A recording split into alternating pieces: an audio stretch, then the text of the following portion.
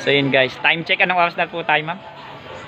9:03. 9:03. So nandito kami sa Pagsinag Place South. Ayan. So syempre piso wifi yan guys, gawa ni Ruel. So yun, syempre ito gawa din naman, pero syempre okay na okay naman siya. Pinaltan nila. Okay to, walang sira to guys. Nagpalit sila. Pero hindi ko sasabihin yung rason. Basta sa akin, okay din naman to. Multiple antenna setup, bali ilan naman lumalabas, isa, dalawa, tatlo, apat yung antenna niya dito, naka multiple antenna. So ito yun. So mga taga Pagsibol, naka Starlink to guys.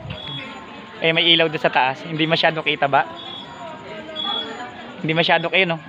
Ayun, ayun. Ayun. So yun, so okay na okay. Mas maganda pa iba-ibang coin. Lahat po silang klase ng coin, yun yung big boss. So siya po yung may-ari. So dapat po tama po yung mga credit. Tinetest nila yung piso wifi. Multiple antenna, Starlink yung gamit. Grabe. Pero ito, set up ko din to. In due time siguro. Magdadalaw daw siya ng Starlink. So kaya ko pinapatest kay Bossing para makita na hindi namimili ng coin. Lahat ina-accept. So wala siya nire-reject. Kasi syempre papalitan ko ng bagong coin slot. Baka mamaya syempre magkaroon ng errors. Mga malulupit to, mga ML player ba boss? Baka pabuhat lang.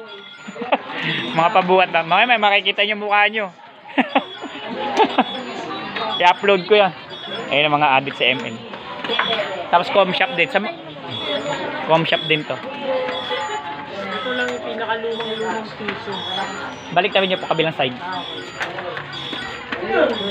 Bulok yata eh. Bulok na nga ito. Ay wag yan. Okay na to.